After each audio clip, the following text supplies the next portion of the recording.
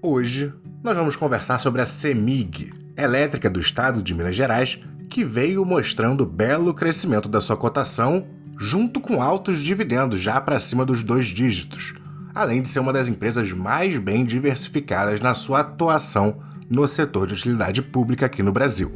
Como sempre, vamos conversar das suas características, principais riscos e fica até o final, que é lá que a gente calcula o preço justo da empresa com diferentes métodos de valuation, para entender se ela é oportunidade ou cilada.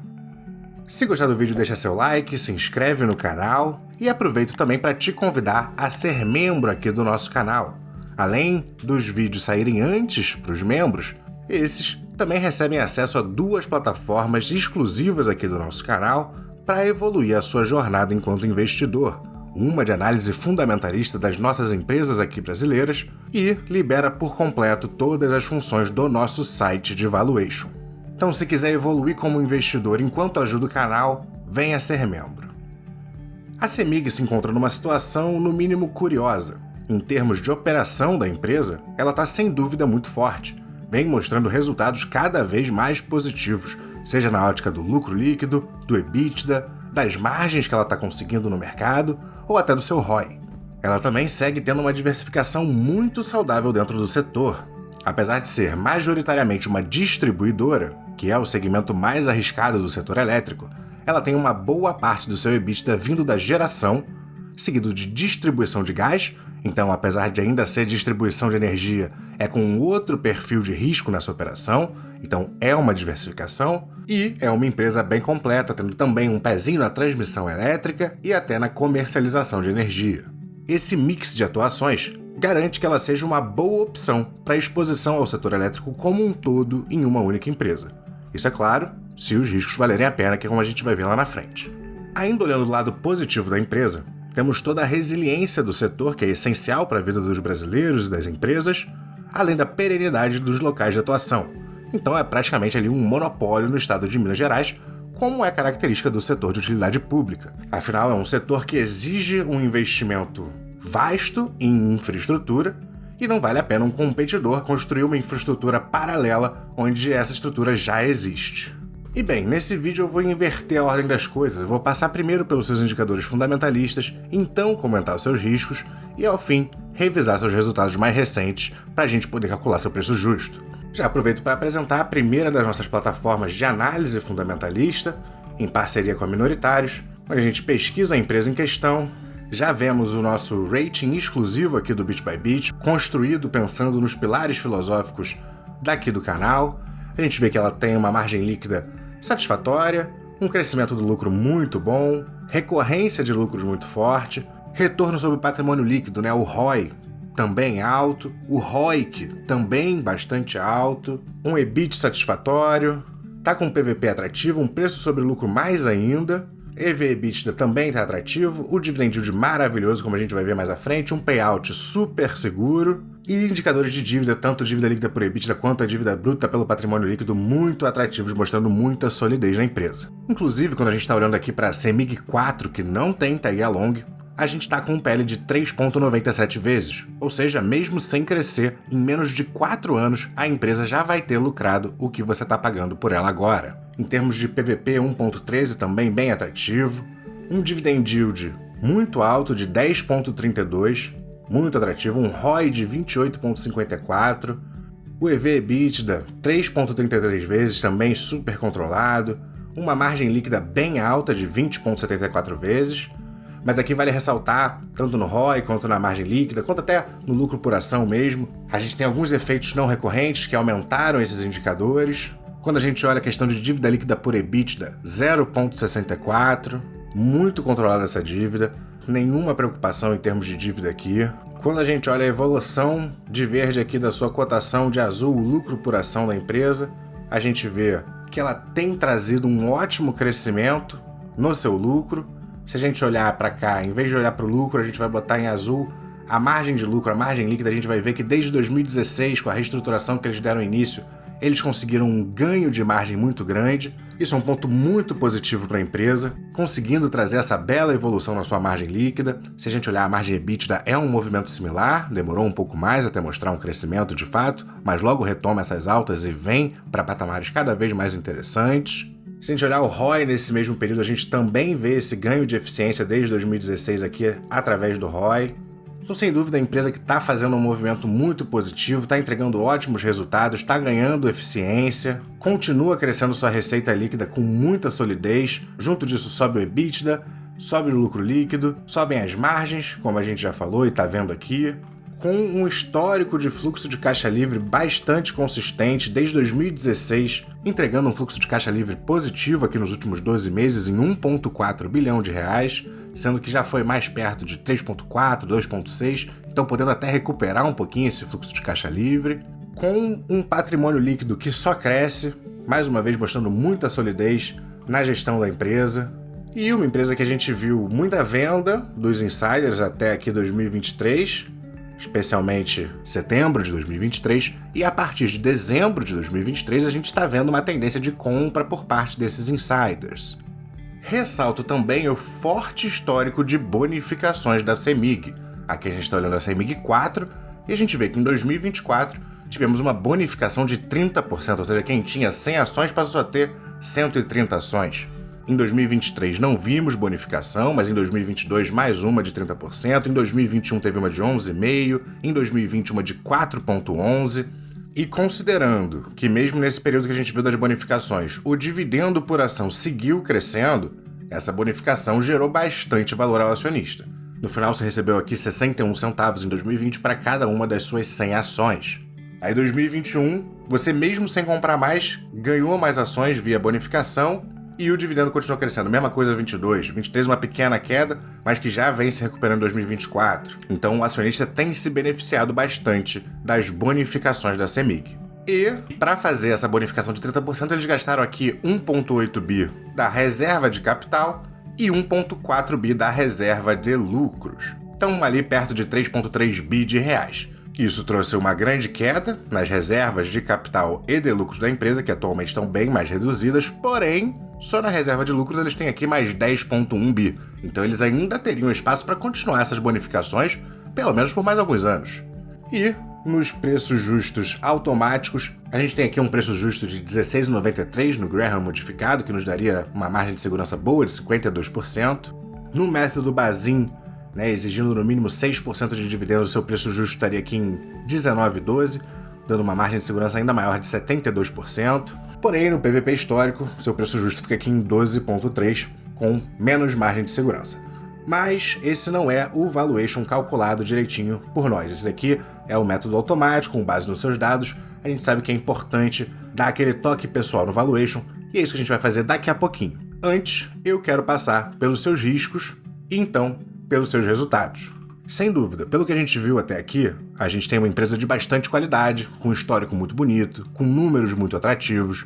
Porém, no contexto atual, um dos principais riscos da empresa é toda a situação com o estado de Minas, do seu controlador. Esse tem uma dívida descontrolada com a União, com o governo federal, e Zema, o governador do estado de Minas Gerais, vem buscando meios de melhorar a situação através, pelo menos de acordo com as suas falas, da venda das suas principais empresas. Entre essas duas estão na bolsa, a CEMIG e a Copasa. Isso é um risco porque ao mesmo tempo que o governo considerou uma privatização, que costuma animar o mercado, ele também está falando de federalização, que seria a venda do controle da empresa para o governo federal. Mas mesmo a privatização, que anima o mercado, traz consigo incertezas, que podem se tornar riscos. O primeiro vem do tag-along baixo da empresa. Na CEMIG 3, a gente até tem um tag-along ok de 80%, não é um bom tag-along, bom mesmo é 100%, mas pelo menos temos alguma proteção. Já no caso da CEMIG 4, que é a ação com mais liquidez, a gente tem 0 de tag-along, de maneira que mesmo uma privatização pode acabar trazendo surpresas indesejadas ao investidor. E no caso da federalização, temos, além desse risco da negociação não ser vantajosa para o investidor minoritário, temos o risco do novo controle da companhia visar mais e mais o bem social brasileiro a custo dos acionistas, principalmente no caso de uma empresa que veio vivendo uma reestruturação tão bem sucedida. Uma troca de controle traz sim incertezas consideráveis à empresa. Principalmente porque pode ser que a privatização seja apenas um passo para conseguirmos chegar à federalização, já que essa federalização seria mais vantajosa à União se antes eles conseguirem diluir o controle da empresa, transformando ela numa corporation, numa corporação sem controle definido, para só então irmos para esse processo da federalização.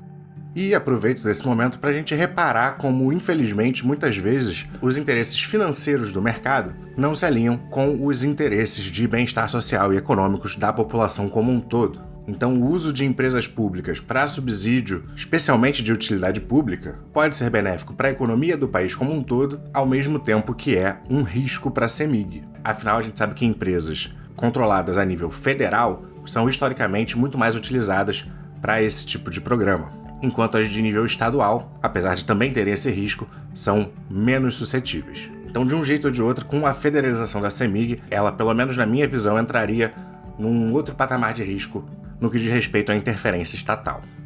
Então, basicamente, a gente tem uma empresa de muita qualidade, com números fantásticos, mas um futuro com incertezas, muitas incertezas, principalmente devido às questões do Estado de Minas e o atual movimento político de desinvestimento da CEMIG, seja via privatização ou federalização, ou até os dois, como eu vim falando.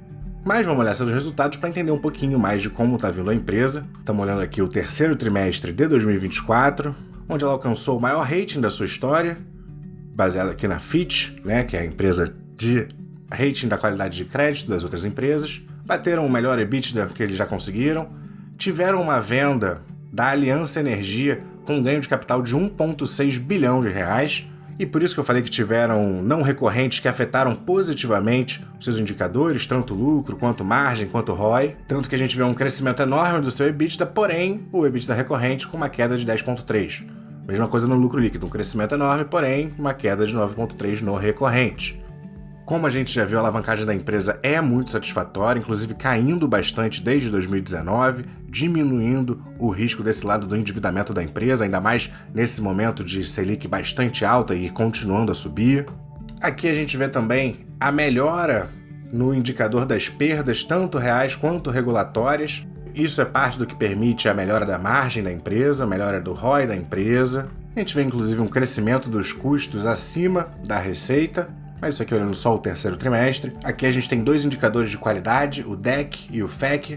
O DEC vai medir o tempo médio que cada unidade consumidora ficou sem energia elétrica e o FEC vai medir a quantidade de interrupções no fornecimento da energia. Então é sempre bom ver ambos diminuindo, e é exatamente o que a gente tem visto desde 2019, sendo mais um dos fatores que contribuiu com o ganho de eficiência da empresa, junto com a melhora das perdas totais que a gente já citou. Mas vale citar que em alguns períodos ela ainda fica muito limítrofe aqui. Que a gente vê também que a empresa vem investindo bastante, então esse período de resultados positivos vem em um período de um capex alto, de bastante investimento na distribuição, principalmente para manutenção ali, mas também na geração, na transmissão, no gás e etc. Inclusive a expectativa é que 2025 siga de investimentos por parte da CEMIG, o que não é o menor problema, principalmente com o estado da dívida dela que a gente já viu.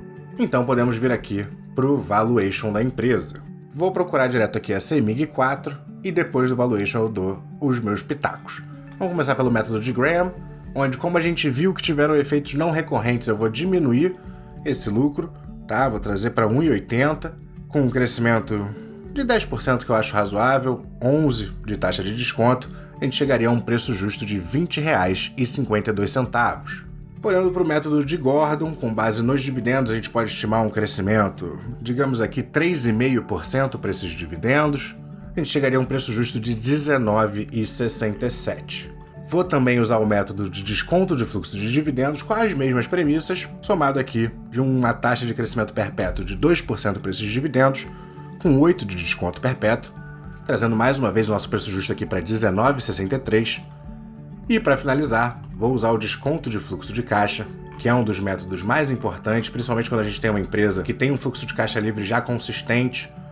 No último ano, aqui, os últimos 12 meses, ela batendo 1,4 bi, porém, já fez 3,5 em 2020, 5 em 2021, 3,5 de novo em 2022, 2,6 em 2023. Então vou estimar uma recuperação trazendo para 2,2 bi, esse fluxo de caixa livre dela. Com uma taxa de crescimento aqui para o fluxo de caixa pode ser um pouco maior, vamos botar 6%, 11 de taxa de desconto, 2,5 de crescimento perpétuo e 8 de desconto perpétuo, e dessa maneira a gente chegaria a um preço justo já mais baixo, inclusive abaixo do seu preço atual, que está aqui nos R$ 11,40, seria um preço justo de R$ 10,21. E trazendo a média de todos os nossos cálculos para R$ 17,51. Ou seja, quando a gente fala de CEMIG 3, que está aqui a R$ 15,82, apesar do alto dividend yield de 9%, que é sem dúvida muito atrativo, a gente está chegando perto do seu preço justo. Mas ainda tem alguma margem de segurança, mesmo que não tão grande. Isso para quem quiser os 80% de tag along. Quem quiser o desconto máximo, vai vir na CEMIG 4, que está bem mais barata, R$ 11,40, porém aqui sem tag along, e a gente já vê a clara diferença nos preços. O mercado está valorizando esse tag along porque a CEMIG 3 está consideravelmente mais cara do que a CEMIG 4. Sem dúvida, a CEMIG 4 está muito atrativa nos números, tendo em vista a qualidade da empresa.